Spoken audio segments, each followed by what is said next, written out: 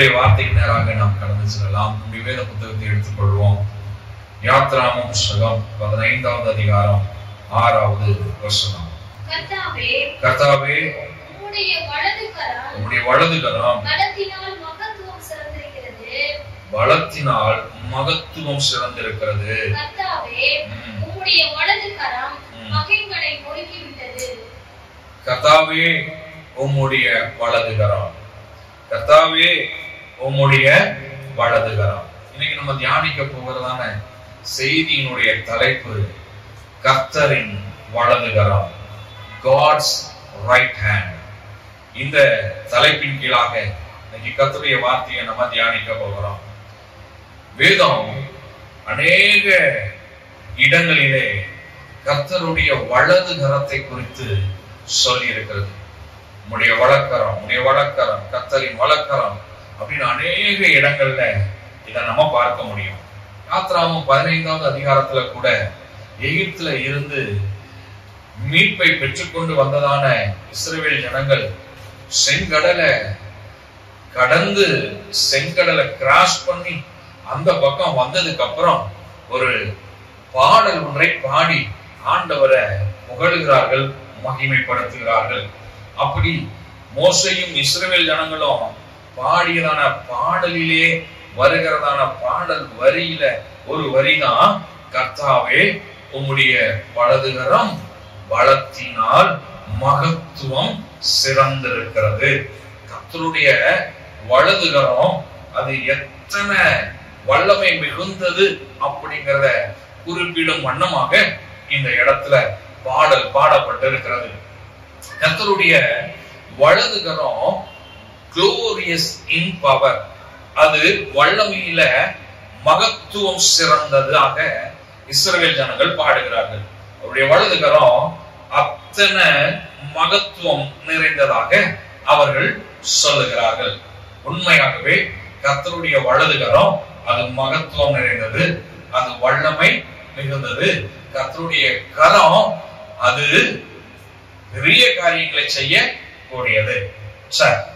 கர்த்தருடைய கரம் அப்படிங்கிற அந்த பதத்தை பார்க்கிலும் கர்த்தரின் வலதுகரம் அப்படிங்கிற இந்த பதம் வேதத்தில் அநேக இடங்கள்ல பயன்படுத்தப்பட்டிருக்கு. சுமார் 132 முறை வலதுகரம் என்கிறதான இந்த வார்த்தை வேதத்தில் பயன்படுத்தப்பட்டிருக்கிறது. 132 முறை வேதத்துல வலதுகரம் என்கிறதான வார்த்தை பயன்படுத்தப்பட்டிருக்கிறது. ஏன் வலக்கரம், வலதுகரம் இதற்கு வேதம் இவ்வளவு முக்கியத்துவம் கொடுக்கணும்? வலக்கரத்திற்கு ஏன் வேதம் இவ்வளவு முக்கியத்துவத்தை தர வேண்டாம்?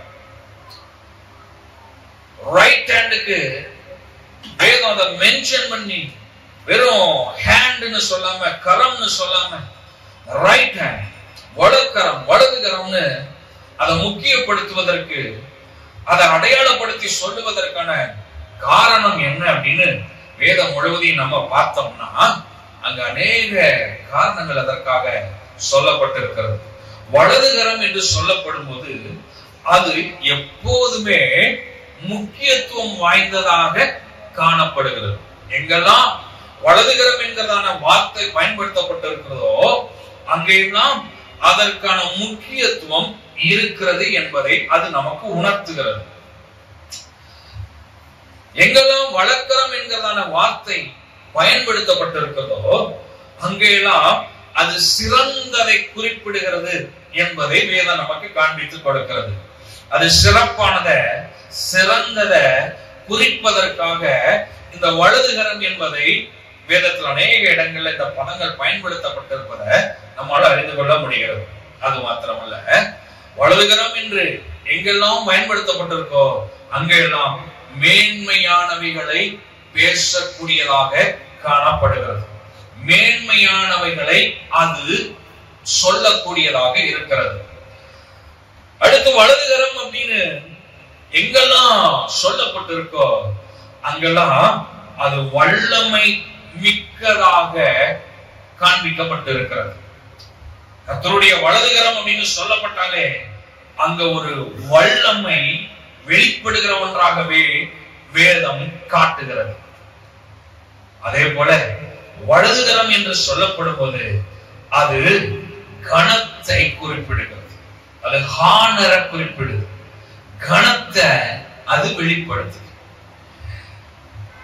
வேதம் கூட இயேசு கிறிஸ்துவை குறித்து சொல்லும் போது அவர் பிதாவின் வலது பாரிசத்தில் வீற்றிருந்தார். வலது பக்கத்துல. அப்ப அந்த வலதுகரம் அப்படிங்கிறது எதை அடையாளப்படுத்துகிறது அப்படின்னா ஹானர், கணத்தை அது அடையாளப்படுத்துகிறது. இப்படி வேதத்துல அநேக இடங்கள்ல வலக்கரம் வலதுகரம் அப்படிங்கிற வார்த்தை வேதத்துல பயன்படுத்தப்பட்டிருக்கிறது என்பதை நம்மால் பார்க்க முடிகிறது.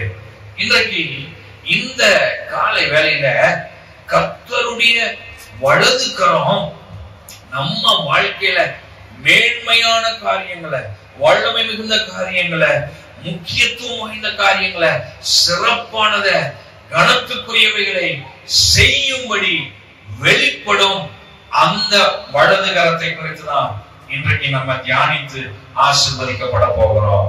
அல்லேலூயா, அல்லேலூயா.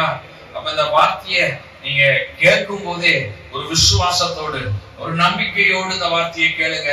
கர்த்தரின் வலக்கரம் எனக்கு பெரிய காரியங்களை செய்யும் என்கிறதான நம்பிக்கையோடு கேளுங்க. அல்லேலூயா. கர்த்தருடைய வலதுகரம் அப்படின்ட்டாலே அது மகத்துவம், அது மேன்மை, அது கனம், அது முக்கியத்துவம், அது சிறப்பு. அது இப்படிப்பட்ட காரியங்களை வெளிப்படுத்துகிறதா இருக்கிற அப்படின்னா வலதுகரத்தை குறித்து தியானிக்க போகிற நாம சத்தியத்திற்குள்ளாய் இன்னும் வசனத்திற்குள்ளாய் போகும் போதே நம்ம ஒரு விசுவாசத்தோடு இந்த வார்த்தைகளை கவனிப்போம், கேட்போம். இந்த வலதுகரம் என் வாழ்க்கையிலும் பெரிய காரியங்களை செய்யும். கர்த்தரின் வலதுகரம் என் வாழ்க்கையில மேன்மையான காரியங்களை செய்யும் என்பதை நாம விசுவாசித்து இந்த வார்த்தைகளை கேட்போமானால் இன்னைக்கு நிச்சயமாய் நாம் ஆசீர்வதிக்கப்படுவோம். அல்லேலூயா, அல்லேலூயா. வேதத்துல எல்லா இடங்களிலும் கர்த்தருடைய வலதுகரத்தை குறித்து எங்கெல்லாம் வேதம் சொல்லுகிறதோ அங்கெல்லாம் மேன்மையான காரியங்களுக்காகவே வேதம் அந்த வார்த்தையை பயன்படுத்தியுள்ளது. அப்ப இன்றைக்கு கர்த்தருடைய வலதுகரம் அப்படின்னு இந்த சத்தியத்தை கேட்கிற நாம நம்ம வாழ்க்கையில மேன்மையான காரியங்களை கர்த்தர் தருவார் என்று விசுவாசிப்போம். விசுவாசிக்கிறீங்களா? மேன்மையான காரியங்களை கர்த்தர் செய்வார்னு விசுவாசிப்போம். கர்த்தர் பெரிய காரியங்களை செய்வார்னு விசுவாசிப்போம். அது நமக்கு நிச்சயமா பெரிய காரியங்களை செய்து நம்மை ஆசீர்வதிக்கும். உலகத்துல மனிதர்களுடைய கரம் உண்டு. இந்த மனிதர்களுடைய கரத்தை பார்க்கிறோம், கர்த்தரின் வலதுகரமே சிறந்ததாகவே வேதம் நமக்கு காண்பித்து கொடுக்கிறது. கர்த்தருடைய வலதுகரம் எனக்கு பெரிய காரியங்களை செய்யட்டும்ங்கிற எதிர்பார்ப்போடு இருந்தோமானால் கர்த்தருடைய வலதுகரம் நமக்கு பெரிய காரியங்களை செய்யும். கர்த்தருடைய வலதுகரத்தை எதிர்பார்க்காதபடிக்கு உலகத்தின் மனித கரங்களை எதிர்பார்த்து நம்ம நிற்போமானால் அந்த கரங்கள் நமக்கு ஏமாற்றத்தை கொடுத்து விடும். அப்ப இன்னைக்கு நம்ம எதிர்பார்த்து நிற்க வேண்டியது கர்த்தருடைய வலதுகரம். அல்லேலூயா. கர்த்தரின் வலதுகரம் சரியான கரமா இருந்து நம்ம வாழ்க்கையை மாற்றும், நம்ம வாழ்க்கையை ஆசீர்வதிக்கும். ஆனா இன்றைக்கு நம்முடைய வாழ்க்கையில அநேக மனிதர்கள் சந்தித்துக் கொண்டிருப்பது, அநேகருடைய வாழ்க்கையில தோல்வி, ஆசீர்வாத குறைவு. காரணம் என்னன்னா கர்த்தரின் வலதுகர சரியான கரமா அவங்களுக்கு படல, மாறா உலக மனிதர்களுடைய கரம் தான் அவங்களுக்கு சரியா பட்டிருக்கு போல தெரியுது. உலக மனிதனுடைய கரத்தை நம்பி அதை சரியான கரம்னு நினைச்சு உலக மனிதனுடைய கரத்தையே நாடி நாடி நாடி ஓடுகிறதுனால தோல்வி. உலக மனிதனுடைய கரத்தையே சார்ந்து இருக்கிறதுனால தோல்வி.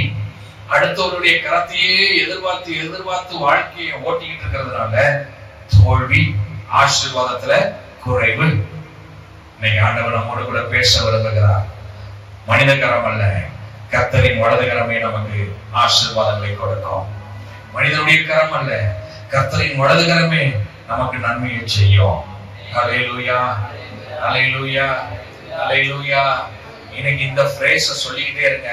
கர்த்தரின் வலது கரமே சரியான கரம். God's right hand is the right hand. இந்த phrase சொல்லிட்டே இருங்க. இந்த பதத்தை உங்க வாயினால் அறிக்கை செய்யுங்க, உச்சரித்துக் கொண்டே இருங்க. கர்த்தரின் வலது கரம் நம்ம வாழ்க்கையில பெரிய காரியங்களை செய்யட்டும். அல்லேலூயா. கர்த்தரின் வலது கரம் நமக்கு என்ன செய்யும்? What the right hand of God will do to us. கர்த்தருடைய இந்த வலது கரம் நம்ம வாழ்க்கையில என்னெல்லாம் செய்யும்னு சில காரியங்களை வேதத்திலிருந்து உங்களுக்கு நான் காண்பித்து கொடுக்க விரும்புகிறேன். ஒன்று, ஏசாயாவின் தீர்க்கதரிசன புத்தகம் 41வது அதிகாரம் 10வது வசனம். நீ பயப்படாதே, நான் உன்னுடனே இருக்கிறேன். திகையாதே, நான் உன் தேவன். நான் உன்னை பலப்படுத்தி உனக்கு சகாயம் பண்ணுவேன். வலது கரத்தினால் உன்னை தாங்குவேன். எல்லாரும் சொல்லுங்க, கர்த்தரின் வலது கரத்தினால் அவர் என்னை தாங்குவார். அப்ப கர்த்தரின் வலது கரம் என்ன செய்யும்? நமக்கு கர்த்தரின் வலது கரம் தாங்கும். ஹல்லேலூயா. His right hand will uphold me. அவருடைய வலது கரம் என்ன தாங்கும். சங்கீதம் 18:35 கூட நம்ம வாசிச்சோம் அப்படின்னா, உம்முடைய ரட்சிப்பின் கேடகத்தையும் எனக்கு தந்தீர், உம்முடைய வலது கரம் என்னை தாங்குகிறது. உம்முடைய வலது கரம் என்னை தாங்குகிறது. உம்முடைய வலது கரம் என்னை தாங்குகிறது. Your right hand is upholding me. உங்களுக்கு எனக்கு என்ன செய்யும்? நம்மள என்ன செய்யும்? தாங்குங்க. எப்போதெல்லாம் கால் சறுக்குகிறதோ, எப்பொழுதெல்லாம் சோர்வு வருகிறதோ, எப்பொழுதெல்லாம் வாழ்க்கையில துவழுகிறோமோ, எப்பொழுதெல்லாம் ஹைட்ரேஷன் டீஹைட்ரேட் ஆகுறோமோ, அப்பொழுதெல்லாம் நம்ம வாழ்க்கையில அவருடைய வலது கரம் நம்ம என்ன செய்யலாம்? தாங்குதான். சோர்வு நம்மள தாங்குது, துக்கம் அடி சறுக்குது, அந்த நேரத்தில் அவருடைய வலது கரம் தாங்குது. நம்ம வாழ்க்கையில போராட்டங்களை, பிரச்சனைகளை சந்திக்கிறோம், தொடர்ந்து போகிறோம், அந்த நேரத்துல அவருடைய வலது கரம் நம்ம என்ன செய்யுது? தாங்குது. அல்லேலூயா. ஆமா, நம்ம நடந்து போயிட்டே இருக்கிறோம், திடீர்னு ஒரு பள்ளம், பார்க்காம அறியாம இந்த பள்ளத்துல காலை வச்ச உடனே அது நம்மள கீழே, அந்த கிராவிடேஷனல் ஃபோர்ஸ் கீழே அப்படி ஒழுகிற மாதிரி என்ன செய்யுது? தள்ளுது. அப்படி தள்ளுற நேரத்துல பக்கத்துல ஒரு ஆணி இருந்து நம்மள அப்படி பிடிச்சு அப்படி தூக்கிக்கிட்டா நம்ம உடனே பெருமூச்சு விட்டு சொல்லுவோம், தேங்க்யூ சோ மச், கீழே விடாம என்ன செஞ்சிட்டீங்க? காப்பாத்திட்டீங்க. இப்ப நம்ம வாழ்க்கைங்கிறதான பயணத்துல, விசுவாச ஓட்டத்துல நம்ம கீழே விழாம இருக்கும்படி அவருடைய வலதுகரம் நம்மளை தாங்குகிறது. அவருடைய வலதுகரம் அநேக நேரங்கள்ல கீழே விழுகிற மாதிரி சூழல், அநேக நேரங்கள்ல சோர்ந்து போய் உட்கார்ந்த மாதிரியான சூழல், அநேக நேரங்கள்ல பிரச்சனை, போராட்டங்கள் துவண்டு போய் விடுகிறோம். அவருடைய வலதுகரம் தான் நம்மளை தூக்குகிறது, தாங்குகிறது. அல்லேலூயா, அல்லேலூயா. இந்த வலதுகரம் ஒவ்வொரு நாளும் நம்மளை தாங்கி தாங்கி தாங்கி தாங்கி நம்மளை இம்மட்டுமாய் அது நடத்தி வந்திருக்கிறது, இனியும் நடத்தும். அவருடைய வலதுகரம் நம்மை தாங்கக்கூடியது. அல்லேலூயா. இரண்டாவது, வலது கர்த்தரின் வலதுகரம் நமக்கு என்ன செய்யும்? அப்போஸ்தலர் 2வது அதிகாரம் 33வது வசனத்தை வாசிக்கலாம். Acts chapter 2 verse 33. அவர் தேவனுடைய வலது கரத்தினாலே உயர்த்தப்பட்டு பிதாவுடைய வாக்குத்தத்தத்தின்படி பரிசுத்த ஆவியை பெற்று நீங்கள் இப்பொழுது காண்கிறதும் கேட்கிறதுமாகிய இதை கொடுத்தருளினார். இன்னொரு வசனத்தை கூட வாசிக்கலாம். Acts chapter 5:31. அப்போஸ்தலர் 5:31. இஸ்ரவேலுக்கு மனதிரும்புதலையும் பாவ மன்னிப்பையும் அருளுகிறதற்காக அவரை அதிபதியாகவும் இரட்சகராகவும் தமது வலது கரத்தினாலே உயர்த்தினார். இங்கு இயேசு கிறிஸ்து உயர்த்தப்பட்டதை குறித்து இங்கு பிரசங்கிகள் சொன்னதான இந்த பிரசங்கத்தில் இருந்து வருகிறதான வார்த்தைகள் பேதுரு சொல்லும்போது சொல்றாரு, அவர் தேவனுடைய வலதுகரத்தினாலே உயர்த்தப்பட்டு. அப்ப ஒன்றை இதுல இருந்து புரிந்து கொள்கிறோம், கர்த்தரின் வலதுகரம் உயர்த்தும். God's right hand will exalt us. God's right hand will exalt us. கர்த்தரின் வலதுகரம் நம்மை உயர்த்தும். ஆமென். சொந்த முயற்சியில உயர்வுங்கிறது வராது. சொந்த முயற்சியில ஏதோ ஒரு குறிப்பிட்ட எல்லை வரைக்கும் ஓட முடியும். ஆனா அதையும் தாண்டி ஒரு மேன்மையை, ஒரு உயர்வை தரக்கூடியது கர்த்தரின் வலதுகரம் மாத்திரமே. அல்லேலூயா. சங்கீதம் 48:10. தேவனே, உமது நாமம் விளங்குகிறது போல உமது புகழ்ச்சியும் பூமியின் கடையாந்தரங்கள் பரியந்தமும் விளங்குகிறது. உமது வலதுகரம் நீதியால் நிறைந்திருக்கிறது. உமது வலதுகரம் நீதியால் நிறைந்திருக்கிறது. கர்த்தரின் வலதுகரம் அது நீதி செய்யும். கர்த்தரின் வலதுகரம் நமக்கு என்ன செய்யும்? நீதி செய்யுங்க. நான் அடிக்கடி சொல்ற ஒரு வார்த்தை, நீதி நியாயம் எதுவுமே பார்க்கவே முடியல. எங்க பார்த்தாலும் என்னதான் அநியாயம். அநியாயத்திற்கு அளவே இல்லாமல் போய்விட்டது. எந்த இடத்துலனாலும் அநியாயம் தான் அதிகமா இருக்கு. நீதிங்கிறத நம்மளால என்ன செய்ய முடியல, பார்க்க முடியல, ரொம்ப குறைவா இருக்கு. இப்ப இந்த அநீதி நிறைந்ததான இந்த உலகத்துல வாழ்கிற மனிதர்களுக்கு நீதி செய்யக்கூடியது கர்த்தரின் வலதுகரம் மாத்திரமே. அல்லேலூயா. அநீதி நிறைந்த உலகத்துல வாழ்கிற நமக்கு நம்முடைய வாழ்க்கையில நீதியை செய்யக்கூடியது கர்த்தருடைய வலதுகரம்.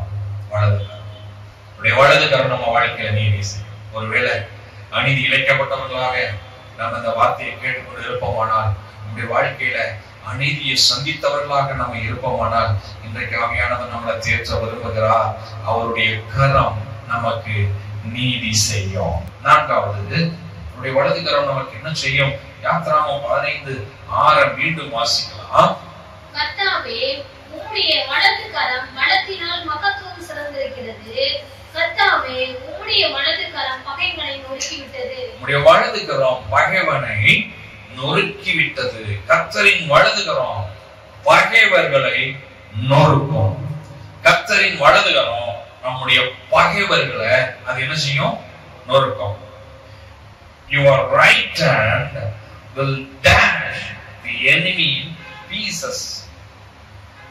எவ்வளவு அழகா ஆங்கிலத்தில் சொல்லி இருக்கு பாருங்க. பகைவர்களை பீஸ் பீஸா, தூள் தூளா போகிற அளவுக்கு அது என்ன செய்யுமா? நொறுக்குமா. கர்த்தரின் வலதுகரம் நம்ம வாழ்க்கையில இப்படிப்பட்ட நன்மையை செய்யும். நீங்க பகைவர்களை நினைத்து பயப்பட வேண்டியதில்லை. நீங்க பகைவர்களை குறித்து கலங்க வேண்டியதில்லை. பகைவர்களால இப்படியா அப்படி நீங்க நினைக்க வேண்டியதில்லை. வேதம் சொல்லுது, அவருடைய வலதுகரம் உங்களுடைய பகைவர்களை நொறுக்கி போடும். கடைசியா ஒரு காரியத்தை சொல்லி ஒரு ஜபத்துல நடத்த விரும்புகிறேன்.